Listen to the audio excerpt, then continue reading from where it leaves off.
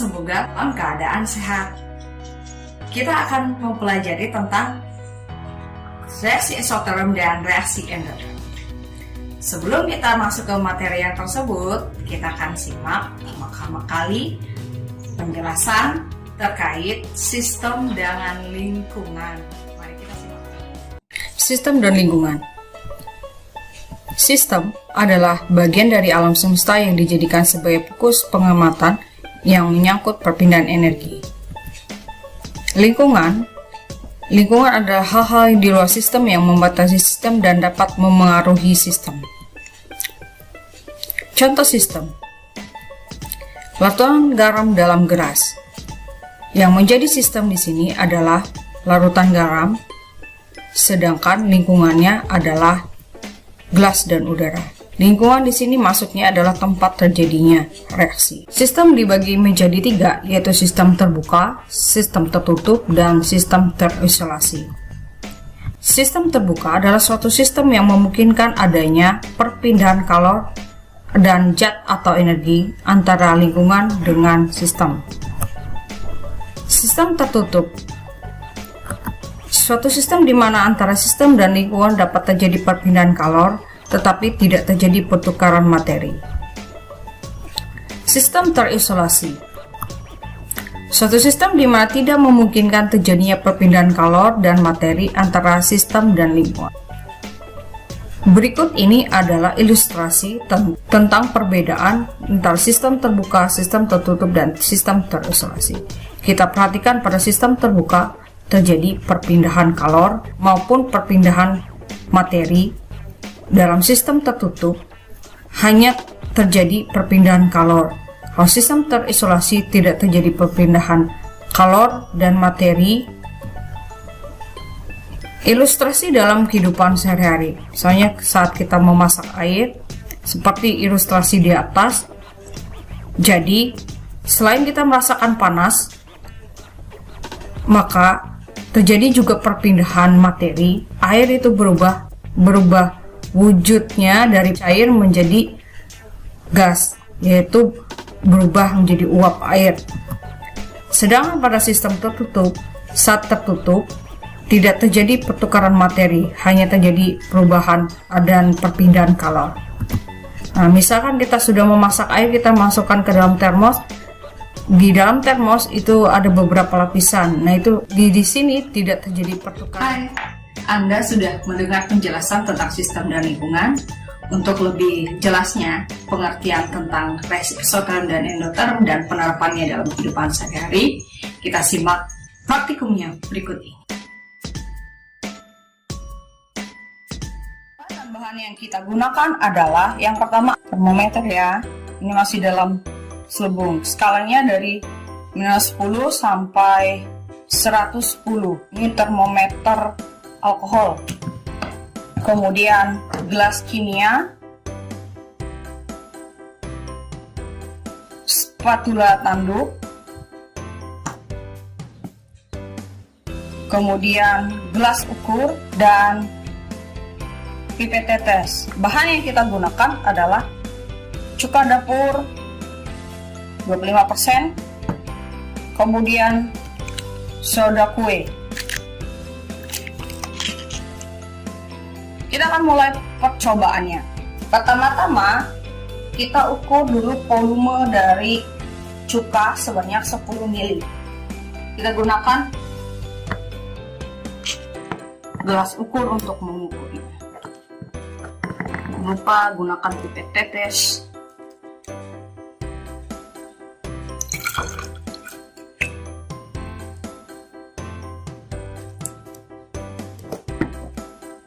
Ini sudah 10 ml. Kita tuangkan ke gelas kimia.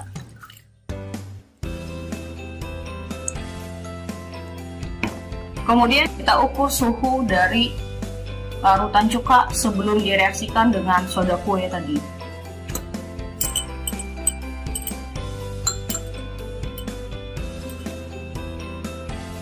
Saat ini suhunya 28 derajat Celcius. Kemudian kita tambahkan 100 spatula penuh ya, karena kita tidak menggunakan timbangan. anak-anak dapat melakukan percobaan di rumah menggunakan bahan atau alat yang berada di rumah.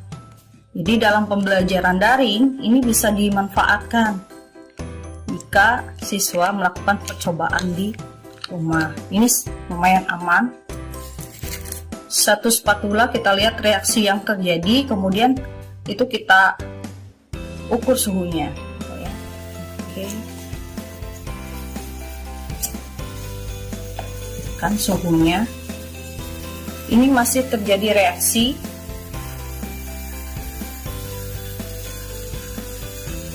Suhu turun, bukti reaksi terjadi, masih terjadi.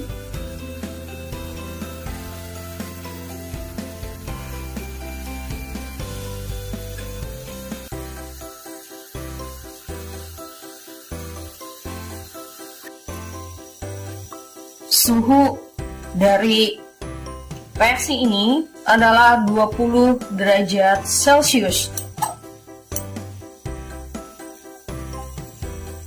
Nah, ini 20 derajat Celcius.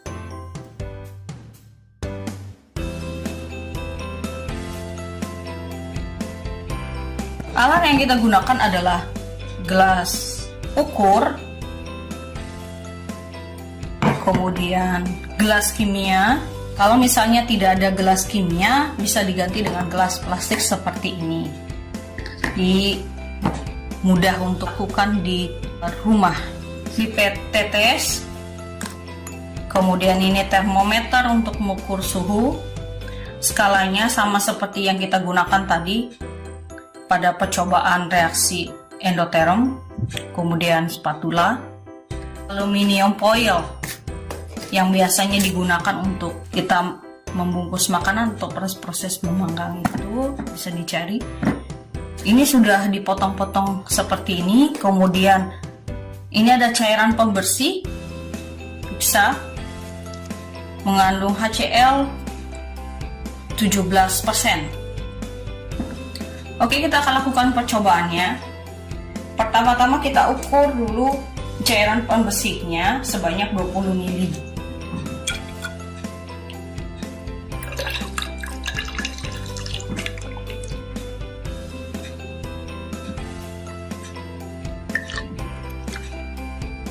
Ini sudah 20 ml, kita tuangkan ke gelas kimia.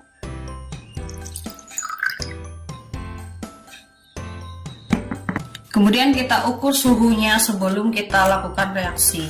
Kita ukur menggunakan termometer.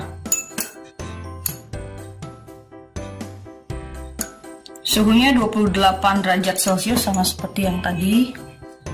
Kemudian kita reaksikan, kita masukkan aluminium foil, ini mengandung aluminium ya. Ya, masukkan ke gelas kimia, kita perhatikan reaksi yang terjadi.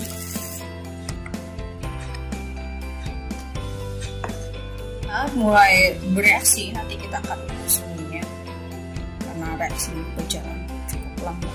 Sudah mulai bereaksi, kita ukur suhunya karena sudah mulai terjadinya reaksi. Ada produk di situ, ada gelembung-gelembung gas putih.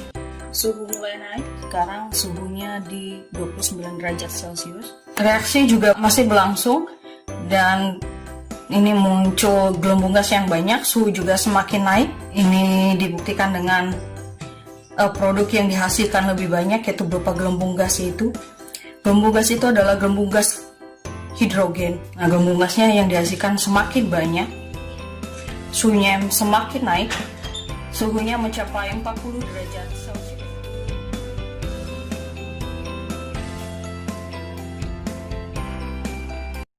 Oke, kita akan membahas tentang hasil percobaan. Pada percobaan pertama merupakan reaksi endoterm dengan persamaan reaksi berikut ini. Asam asetat yang terkandung dalam cuka dapur direaksikan dengan soda kue yang mengandung natrium bikarbonat akan menghasilkan natrium asetat dan karbon dioksida serta air. Pada reaksi tersebut, sebelum terjadinya reaksi, suhu dari larutan cuka itu 28 derajat Celcius. Suhu setelah reaksi setelah pencampuran antara soda kue dengan cuka dapur tadi adalah 20 derajat Celcius. Ini menunjukkan terjadi penurunan suhu, yang artinya suhu awal lebih besar dibandingkan suhu akhir, dan ini merupakan ciri-ciri dari reaksi endoterm. Jadi, dapat disimpulkan reaksi endoterm adalah reaksi yang membutuhkan atau menyerap kalor. Berarti terjadi perpindahan kalor dari lingkungan ke sistem. Dalam hal ini, sistem menyerap kalor untuk terjadinya suatu reaksi. Yang dimaksud di sini adalah suatu reaksi kimia.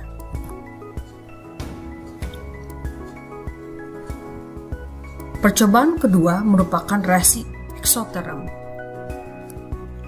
Reaksi antara aluminium dan cairan pembersih yang mengandung asam klorida 17% akan menghasilkan produk aluminium klorida dan gas hidrogen.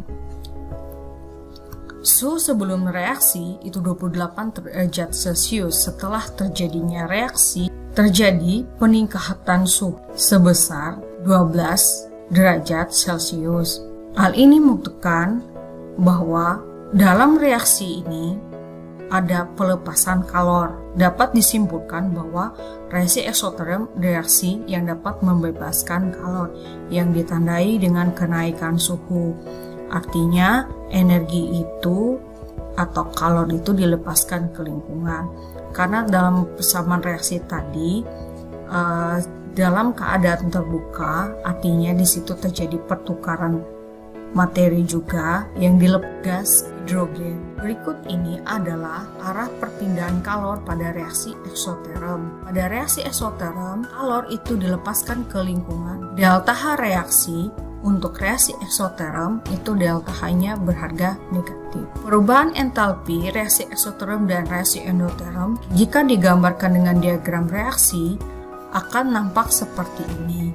Reaksi eksoterm menunjukkan delta H produk lebih kecil dibandingkan delta H reaktan, sehingga hasil delta H-nya berharga negatif. Kemudian untuk reaksi endoterm, delta H produknya lebih besar dibandingkan delta H reaktan. Ini membuktikan bahwa delta H-nya berharga positif. Nah, ini menunjukkan bahwa pada reaksi eksoterm terjadi perpindahan kalor, terjadi pelepasan kalor dari sistem ke lingkungan. Pada reaksi endoterm terjadi perpindahan kalor dari lingkungan ke sistem, artinya dia menyerap. Anda telah menyimak penjelasan tentang reaksi eksoterm dan reaksi endoterm. Jika ada pertanyaan, anak-anak bisa menuliskan di kolom komentar. Sekian pembelajaran kita kali ini. Terima kasih, sampai jumpa di pertemuan berikutnya.